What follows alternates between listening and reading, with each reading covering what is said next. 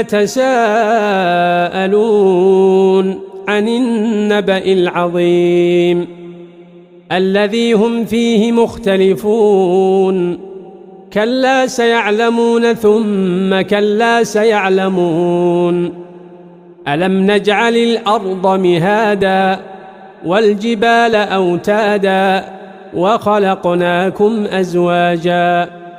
وجعلنا نومكم سباتا